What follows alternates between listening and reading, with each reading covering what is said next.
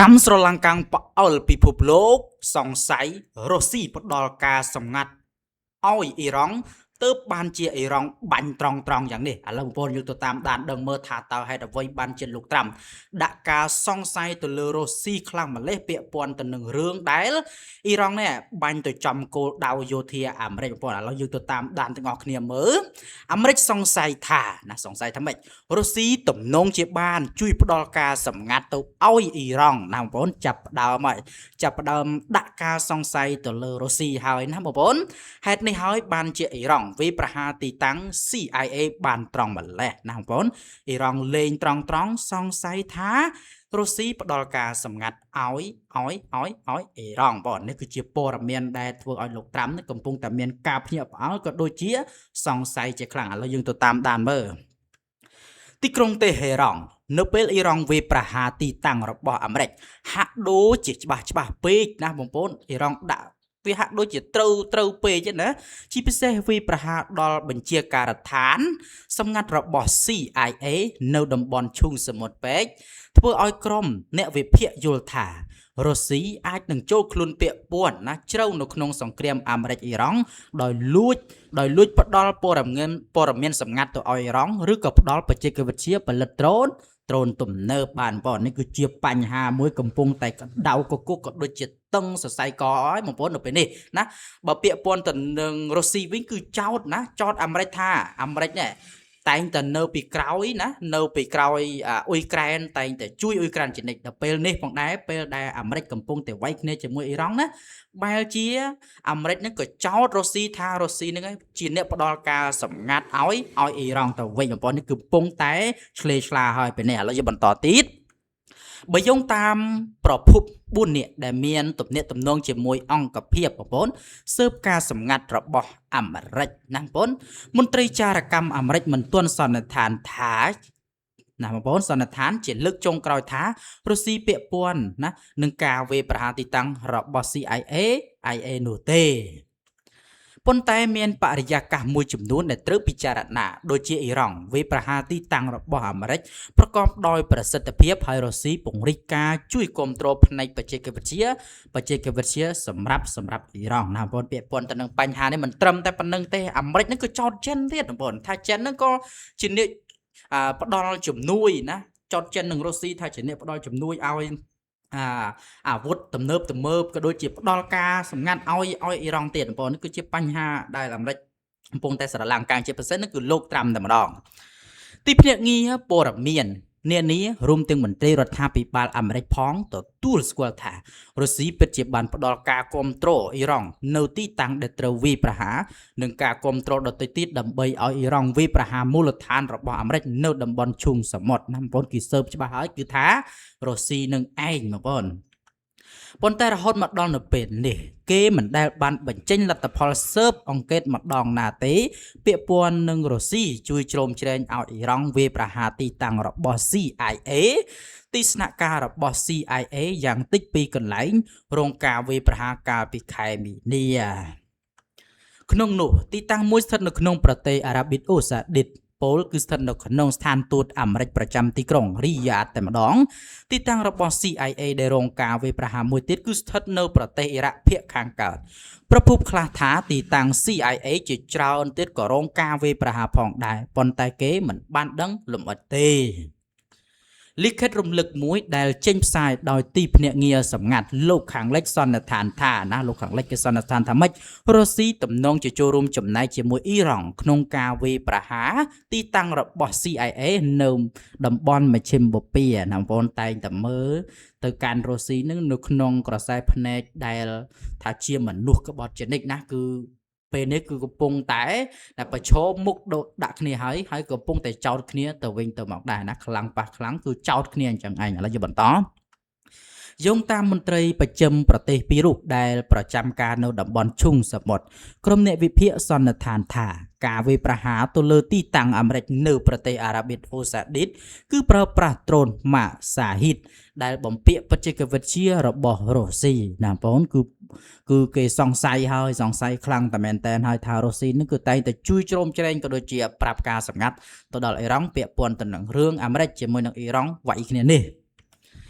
ដ្រូនមួយគ្រឿងបានបាញ់ទម្លុះបង្ក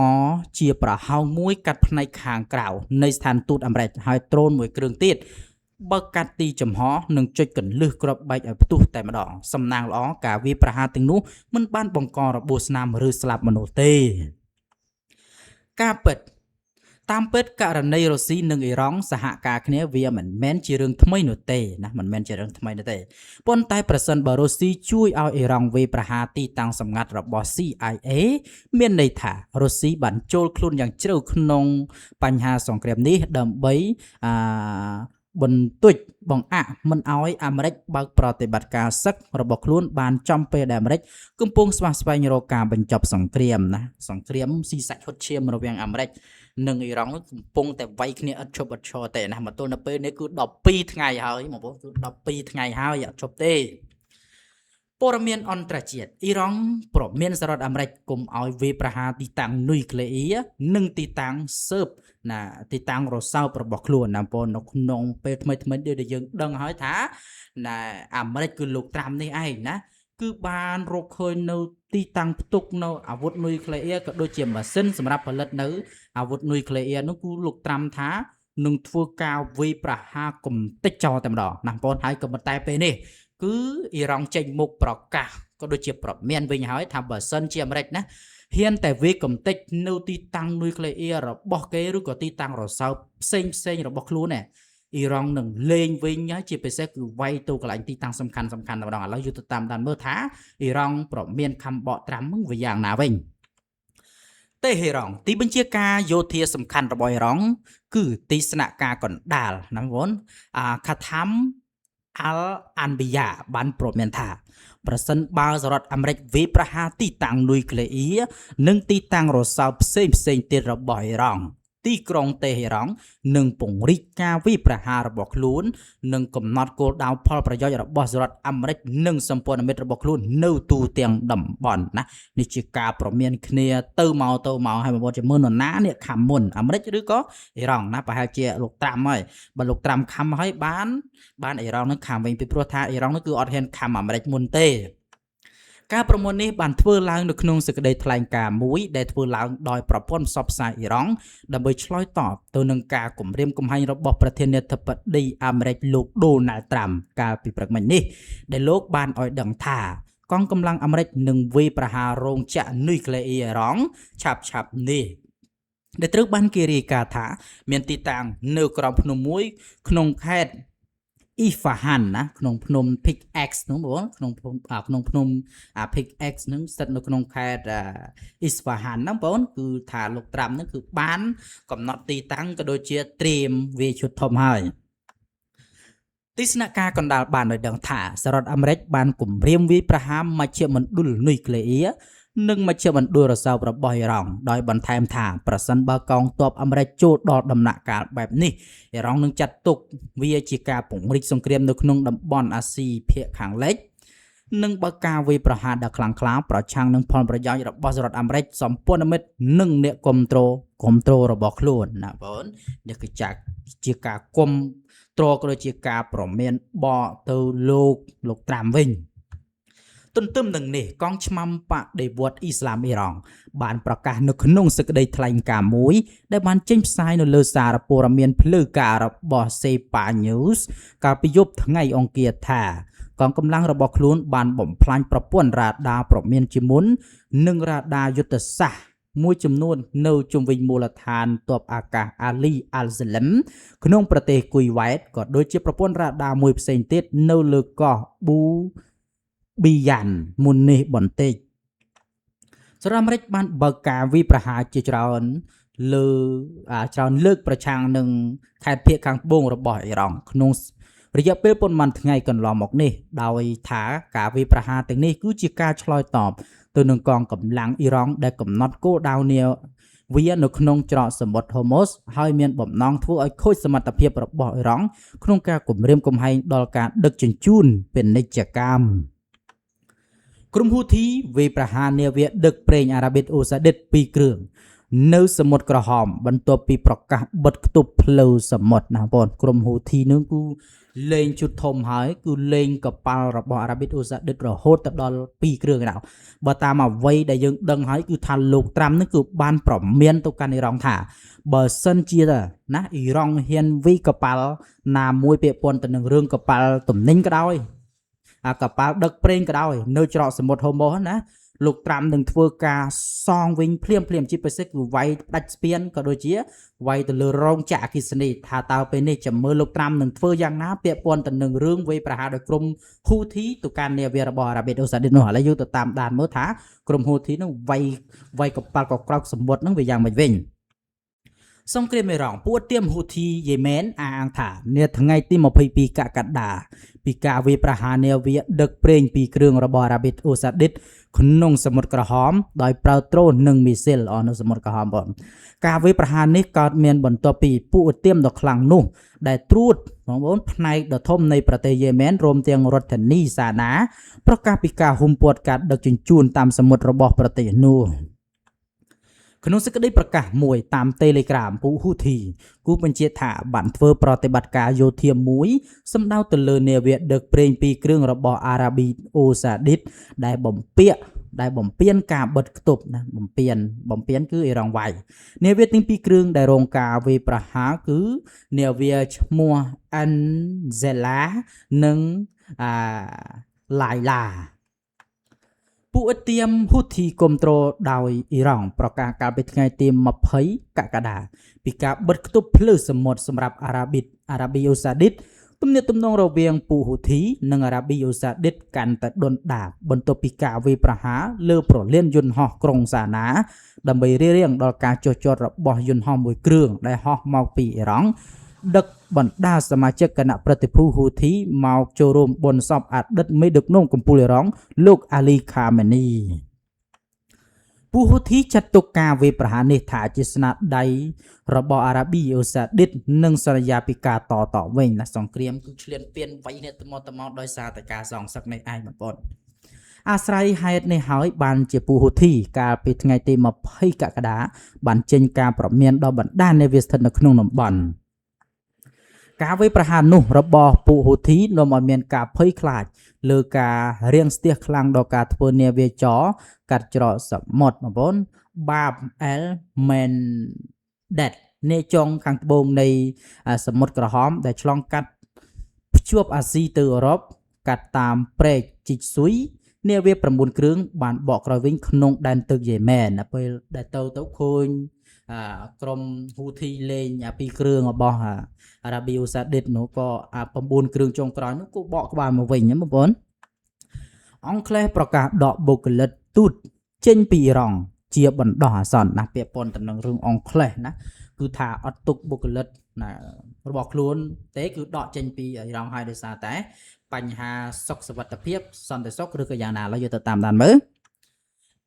រដ្ឋាភិបាលអង់គ្លេសបានសម្រេចចិត្តដកបុគ្គលិកទូតរបស់ខ្លួនជាបណ្ដោះអាសន្នចេញពីប្រទេសអ៊ីរ៉ង់ដោយសារតែបញ្ហាសន្តិសុខកាន់តែមានភាពប្រឈមមិននឹងអាក្រក់ទៅខណៈពេលដែលក្រសួងការបរទេសអង់គ្លេសបានចេញការព្រមានជាថ្មីដល់ពលរដ្ឋខ្លួនកុំឲ្យធ្វើដំណើរទៅកាន់ប្រទេសនេះឲ្យសោះនេះបើតាមទីភ្នាក់ងារព័ត៌មានអាណាដូលូចុះផ្សាយកាលពីថ្ងៃទី22ខែកក្កដាឆ្នាំ2026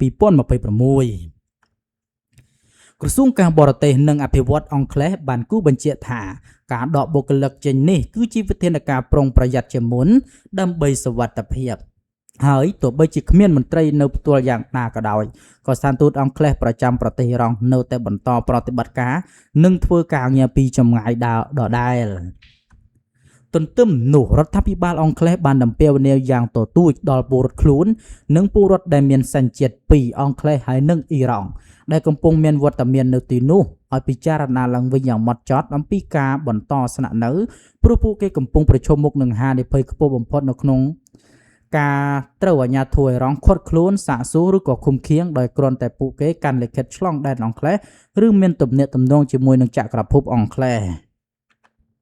អាជ្ញាធរអង់គ្លេសបានបន្ថែមថាស្ថានភាពសន្តិសុខនៅតំបន់មជ្ឈិមបូព៌ាទាំងមូលនៅតែមានភាពមិនច្បាស់លាស់និងពិបាកទីទុកជាមុនរលកនៃការវាយប្រហារនិងការសងសឹកគ្នាជាបន្តបន្ទាប់ចាប់តាំងពីដើមខែកក្កដាមក បានបង្កើនការព្រួយបារម្ភអំពីការផ្ទុះចំនួនកាន់តែធំព្រមទាំងអាចបណ្ដាលឲ្យមានការលុបចោលជើងហោះហើរនិងការបិទដែនអាកាសភ្លាមផងដែរដោយសារតែបុគ្គលិកត្រូវដកចេញអាជ្ញាធរអង់គ្លេសបានប្រមានថាបងប្អូនសមត្ថភាពនៅក្នុងការជួយសង្គ្រោះឬក៏ផ្ដល់ជំនួយទូតផ្ទាល់ដល់ពលរដ្ឋខ្លួនក្នុងករណីមានអាសន្ននៅអ៊ីរ៉ង់គឺស្ទើរតែគ្មានឡើយនៅពេលនេះណាអត់មានទេណាអញ្ចឹងហើយបានជាអង់គ្លេសនឹងដកទូតណាដកបុគ្គលិកទូតក៏ដូចជា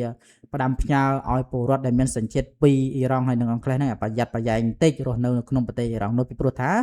សុខសន្តិភាពក៏ដូចជាសុវត្ថិភាពនៅក្នុងការរស់នៅក្នុងពេលនេះគឺអត់មានទាល់តែសោះតែម្ដងដោយសារតែស្ថានភាពនៅពេលនេះគឺវាយគ្នាអត់ទាន់ឈប់នោះទេឥឡូវយើងបន្តទៀត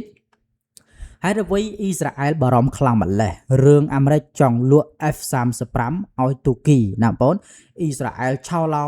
រឿងយន្តហោះហើយលោកត្រាំបំរុងនឹងលក់យន្តហោះ F-35 ឲ្យទៅទូគីបែរជាលោកនេតាញ់យ៉ាហ៊ូណាចេញមុខមកភ័យខ្លាចស្លន់ស្លោឆោឡោស្រែកផ្អើលអាមេរិកនេះឥឡូវយ៉ាងណាយ៉ាងណីវិញចេះ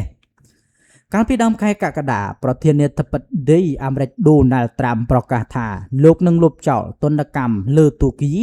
ហើយសម្រេចចិត្តលក់យន្តហោះចម្បាំង F-35 ទៅឲ្យប្រទេសនេះវិញក្នុងពេលឆាប់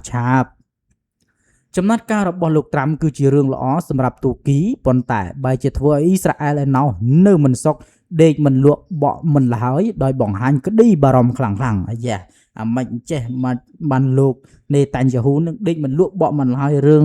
យន្តហោះ F-35 នេះហើយអ្វីអ៊ីស្រាអែលបារម្ភខ្លាំងម្ល៉េះរឿងអាមេរិកចង់លក់ F-35 ឲ្យទូគីបណ្ដាសារព័ត៌មានអន្តរជាតិបានលើកហេតុផលធំ4យ៉ាងនៅពីក្រោយក្តីបារម្ភរបស់អ៊ីស្រាអែលក្នុងនោះរួមមានដូចជា1អ៊ីស្រាអែលខ្លាចខ្លួនបាត់បង់ឧត្តមភាពដែនអាកាសតាមការផ្សាយរបស់ Axios សហរដ្ឋអាមេរិកបានមានការបដិញ្ញាចិត្តជាប្រវត្តិសាស្ត្រជួយអ៊ីស្រាអែលរក្សាបាននៅឧត្តមភាពយោធាដាច់គេនៅក្នុងតំបន់មេឈីមបូព៌ាប៉ុន្តែប្រសិនបើទូគីទទួលបាន F-35 ដែលជាយន្តហោះចម្បាំងចំនួនទី5ដ៏ទំនើបបំផុតវានឹងធ្វើឲ្យអ៊ីស្រាអែលបាត់បង់ភាពលេចធ្លោខាងបច្ចេកវិទ្យាអាកាសចរយោធាតែមួយគត់នៅក្នុងតំបន់ជុំវិញរឿងនេះនាយករដ្ឋមន្ត្រីអ៊ីស្រាអែលលោក Benjamin Netanyahu ព្រមានថាការលក់នេះនឹងបំផ្លាញតុល្យភាពអំណាចយោធានៅមជ្ឈិមបូព៌ាខ្លាច2ចំនួនទូគីនិងអ៊ីស្រាអែលអញ្ចឹងបានន័យថាទូគីហើយនិងអ៊ីស្រាអែលនោះក៏មានចំនួនដែរអ៊ីស្រាអែលនោះគឺដើរឆ្លោះជាមួយទូគីពេញតែមកពិភពលោកនឹងឯងបងប្អូនរយៈពេលចុងក្រោយនេះទំនាក់ទំនងរវាងអ៊ីស្រាអែល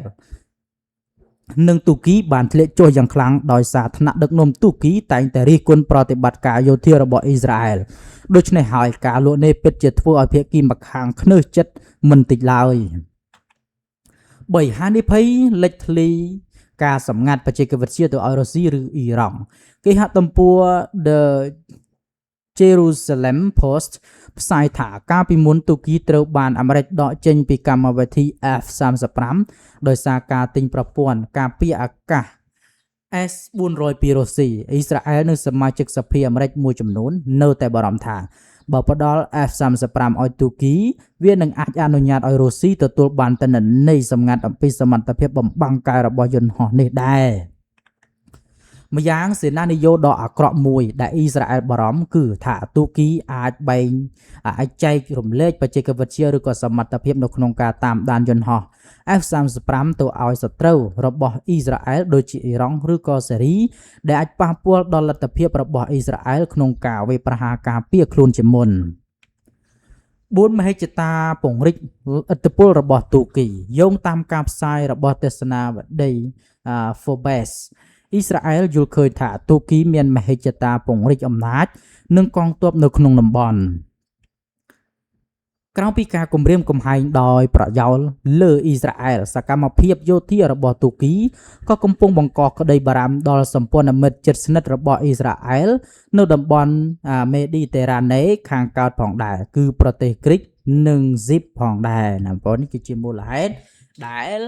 អ៊ីស្រាអែលណាព្រួយបារម្ភនៅពេលដែលលោកត្រាំឬក៏អាមេរិកបំរុងនឹងត្រៀមលក់យន្តហោះ F-35 ទៅឲ្យទូគីណាមានចំនួនទាំងជាមួយទូគីក៏ដូចជាខ្លាចទូគីនេះបញ្ជូនសារសម្ងាត់ពាក់ព័ន្ធទៅនឹងគ្រឿងក្រៅ ប្រព័ន្ធការពារយន្តហោះរបស់ F35 នេះបងអញ្ចឹងព័ត៌មានអន្តរជាតិផ្សេងនៅក្នុងវីដេអូនេះគឺមិនតែប៉ុណ្្នឹងឯងបងបើសិនជាមានការលឺខុសឆ្គងត្រង់ណាអីសូមខន្តីអភ័យទោសក៏ដូចជាអធិស្ឋានដល់ខ្ញុំផងហើយខ្ញុំក៏សូមគោរពជម្រាបលានិងសូមអរគុណសម្រាប់ការចូលរួមតាមដានទេសនាដ៏មានតម្លៃរបស់បងប្អូនទាំងអស់គ្នា